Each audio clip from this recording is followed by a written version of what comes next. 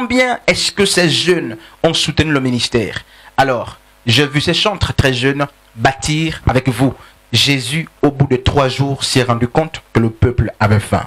Le peuple qu'il avait suivi depuis longtemps avait soif. Et il va penser non pas à prier pour eux, pour que la faim parte. Il n'a pas dit vous êtes pauvres, venez je prie pour vous pour chasser la pauvreté comme font beaucoup de faux pasteurs.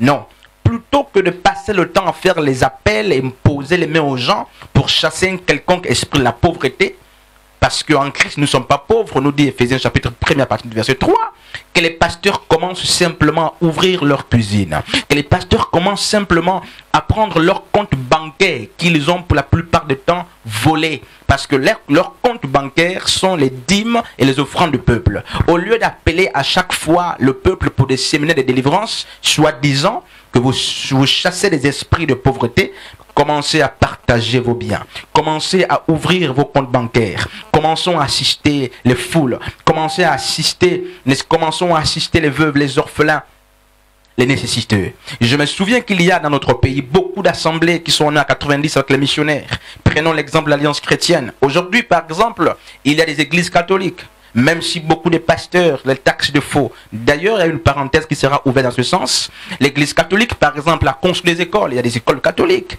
Il y a des églises, il y a des écoles catholiques, des orphelinats, des catholiques. Aujourd'hui, même si vous les taxez de faux, de tous les noms. D'ailleurs, je ne partage pas forcément cette assertion, mais ils en ont fait. Ils sont allés de la parole, même si vous les taxez d'idolâtres, mais ces idolâtres sont allés jusqu'à concrétiser leurs actions. Alors, les églises éveillées, je n'ai jamais vu une église éveillée construire une école éveillée. Il n'y a pas d'école éveillée, il n'y a pas d'orphelinat des églises éveillées. L'Alliance chrétienne a combien d'années? Plus de 45 ans au Gabon. Quelles sont les églises, plutôt les écoles, les actions concrètes qu'on peut vérifier? Mais vérifier le compte ou le chiffre d'affaires au bout de 45 ans. Dans ces églises, combien avez-vous scolarisé? Combien d'orphelins avez-vous pris pour garder? Combien de veuves sont, n'est-ce pas, au bénéfice de l'argent qui rentre? Frères et sœurs, l'heure est grave. Regardez ce qui se passe dans Actes chapitre 2. Je vais lire ce texte. Actes chapitre 2. À partir du verset 10. Je vais lire très vite ce texte, n'est-ce pas, pour nous amener à comprendre un fait très important. Car beaucoup de pasteurs sont sortis de la volonté de Dieu. Il ne suffit pas que de parler de Jésus. Il faut, un temps soit peu, parler de Jésus en partageant nos biens. Actes chapitre 2 à partir du verset 10. Ils nous recommandèrent seulement de nous souvenir des pauvres. C'est ce que j'ai bien eu le soin de faire. C'est ce que Paul est en train de dire. Paul est arrivé chez les Galates, il s'est rendu compte qu'il y avait beaucoup de pauvres. Paul n'a jamais fait un séminaire pour chasser un faux esprit de pauvreté. Malheureusement, c'est les pasteurs modernes qui ont inventé cet esprit de pauvreté. Alors, qu'est-ce que l'apôtre Paul a fait? Mes frères, l'apôtre Paul n'a pas fait comme ces gourous, ces faux pasteurs. Il n'a pas commencé à appeler qui que ce soit pour imposer les mains de sorte qu'un esprit de pauvreté parte. Paul a dû, n'est-ce pas, partager. Il a amené l'église à partager les biens. Partageons nos biens avec ceux qui n'en ont pas. Acte 2 nous fait comprendre qu'il n'y avait pas d'indigents dans le peuple. Faut-il comprendre par là que tout le peuple priait? Plutôt tout le peuple travaillait? Bien sûr que non. Mais qu'est-ce qui se passe? Comment comprendre qu'au milieu des apôtres, il n'y avait pas d'indigents? Comment comprendre qu'au milieu des disciples, il n'y avait pas d'indigents? Pourtant, beaucoup étaient des chômeurs. Pourtant, beaucoup ne travaillaient pas. C'est simple. La Bible est claire. Ceux qui avaient partagé et donné à ceux qui n'avaient pas. Or, ce n'est pas la configuration de nos églises. Nos églises ont des noms comme la compassion. Mais en quoi est-ce que la compassion est compassion? Je vais quand même soulever un fait très important avant de finir le message. N'est-ce pas? Je suivais hier, par l'entremise d'un frère, une prédication du pasteur de la compassion, n'est-ce pas, à qui j'adresse tout de même ce message, si possible. Il disait dans ce message que l'église catholique est un foyer, une salle d'attente, n'est-ce pas, d'attente pour l'enfer. Je me répète, le prédicateur disait en question, le pasteur en question disait, l'église catholique est une salle d'attente pour l'enfer. Mais je vais dire à ce pasteur que Christ n'a pas de rendez-vous avec des obédiences religieuses. Christ n'a pas de rendez-vous avec des confessions religieuses. Christ n'a pas de rendez-vous avec catholiques. Christ n'a pas de rendez-vous avec les protestants. Christ n'a pas de rendez-vous avec les musulmans. Christ n'a pas de rendez-vous avec les pentecôtistes. Non. Christ a un rendez-vous avec l'homme.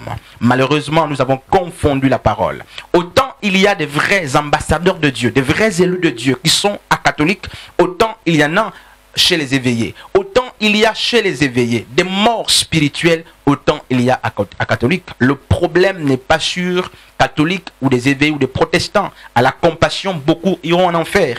Et regardez leur manière de vivre. D'ailleurs, même ces pasteurs, beaucoup parmi eux iront en enfer. Lorsque vous faites des appels de fonds pour construire, n'est-ce pas, je m'adresse à ce pasteur.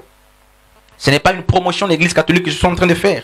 Lorsque vous faites des appels de fonds, en demandant ici des millions pour bâtir, construire des briques, est-ce que c'est la volonté du Seigneur? Dieu est mort, Christ est mort à la croix, non pas pour bâtir les églises, mais pour bâtir l'homme.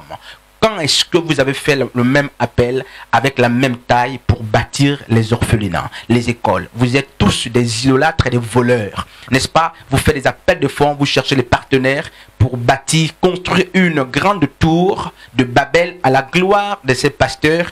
Mais quand est-ce que vous allez penser aux orphelins? Quand est-ce que vous allez penser aux veuves? Quand est-ce que vous allez penser, n'est-ce pas, à tous ces enfants de la rue qui n'ont pas à manger, encore moins à boire? C'est une question.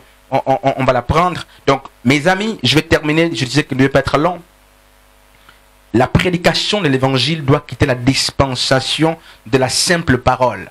La prédication de l'évangile de Christ n'est pas que sur le volet spirituel. L'évangile de Christ est aussi, n'est-ce pas, basé sur le volet social. Nous devons, lorsque nous allons dans des hôpitaux, au-delà de la parole, la bonne nouvelle du royaume que nous annonçons, apportons par exemple, n'est-ce pas, ce qu'on peut donner à ces malades de sorte qu'ils payent leurs charges hospitalières. Apportons notre contribution à ces pauvres lorsqu'après avoir prêché l'évangile, qu'est-ce qu'ils mangent? On ne mange pas l'évangile. Alors pourquoi est-ce que les pasteurs s'excitent tant, n'est-ce pas, à organiser jour et nuit des campagnes d'évangélisation et de sensibilisation lorsqu'ils gardent dans leur compte bancaire des millions, lorsqu'ils gardent dans leur congélateur de la nourriture? C'est un évangile avec des béquilles. Notre évangile est édulcoré et l'heure est, mes amis, à penser à ce que le maître a fait. Par compassion, le maître a guéri. Par compassion, le maître a prêché l'évangile,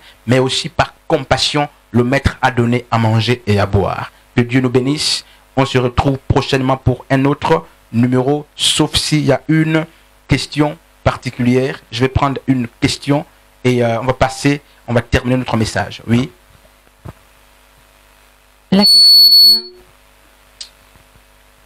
La question vient de la sœur. Elle vient de la sœur Elodie.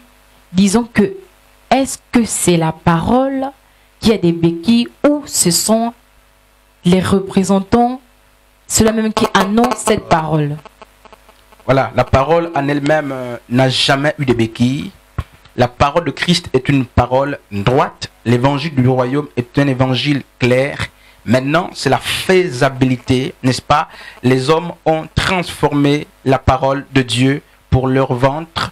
Ils ont modifié, n'est-ce pas, les vertus de la parole. Donc, la parole de Christ n'a pas de béquilles. Mais le message, notre évangile aujourd'hui a des béquilles. Pourquoi?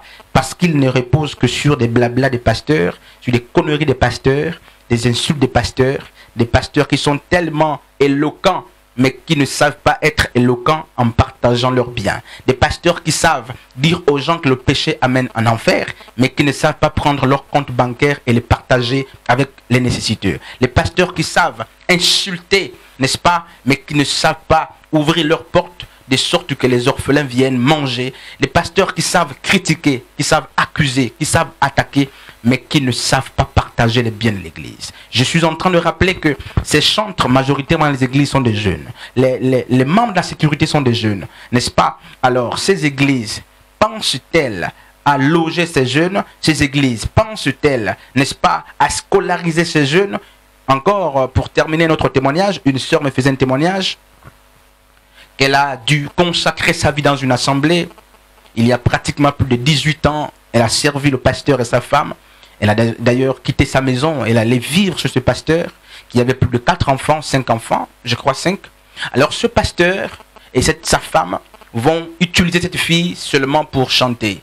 Alors que leurs enfants, ils l'utilisent non pas seulement pour chanter, mais leurs enfants font les études. Ils vont envoyer leurs enfants, n'est-ce pas, à l'étranger, du premier jusqu'au dernier. Et à l'heure actuelle, tous leurs enfants sont partis à l'étranger pour apprendre. Mais cette fille qui a quitté son père et sa mère depuis l'âge de 16 ans à aujourd'hui 28 ans, ils n'ont jamais pensé même à l'envoyer dans un centre de formation. Mais ils veulent qu'elle soit toujours à l'église, en train de chanter. Voici les escrocs des églises. Ils prennent la bonne part pour leurs enfants et ils utilisent les enfants des autres comme des jouets pour faire avancer leur ministère, les ministères pour lesquels ils sont, n'est-ce pas, élevés eux. Je vous prends un exemple très simple. À la Compassion à Kinshasa, par exemple, Kinshasa là-bas, le pasteur a dû faire, n'est-ce pas, un appel populaire demandant aux gens de lui donner plus de 800 000 $, n'est-ce pas, pour bâtir un temple. Un temple pour les briques. Est-ce que ce même pasteur a déjà fait un appel à la même taille pour bâtir l'orphelinat? Bien sûr que non. Alors ces pasteurs savent venir insulter les gens, dire que catholique ira en enfer, que catholique est un foyer, plutôt une salle d'attente pour l'enfer. Alors je pose une question simple à ce pasteur. Christ a-t-il rendez-vous avec une confession religieuse? Bien sûr que non. Christ n'a pas de rendez-vous avec la compassion. Christ n'a pas de rendez-vous avec les éveillés. Et quand on parle d'ailleurs des éveillés, qu'est-ce qu'on veut dire? Être éveillé, est-ce que c'est manger les dîmes? Ces pasteurs qui vendent, qui mangent les dîmes, qui volent et qui ne savent pas prendre soin du peuple sont des escrocs et des voleurs. La sœur en question s'appelait, je crois, s'appelle la sœur Yvonne, si je ne me trompe pas, qui a été chassée d'une assemblée. Et j'étais témoin oculaire, j'étais très jeune. Les anciens mal enseignés ont cotisé 50 000 francs pour chasser cette église, cette sœur de l'église, n'est-ce pas? Parce qu'elle occupait la chambre de l'église. Et aujourd'hui, cette sœur est répartie dans le monde. C'est dans l'évangile. Quelle est la force de notre évangile? Que Christ nous bénisse, que Dieu nous bénisse. On se retrouve prochainement pour un autre numéro.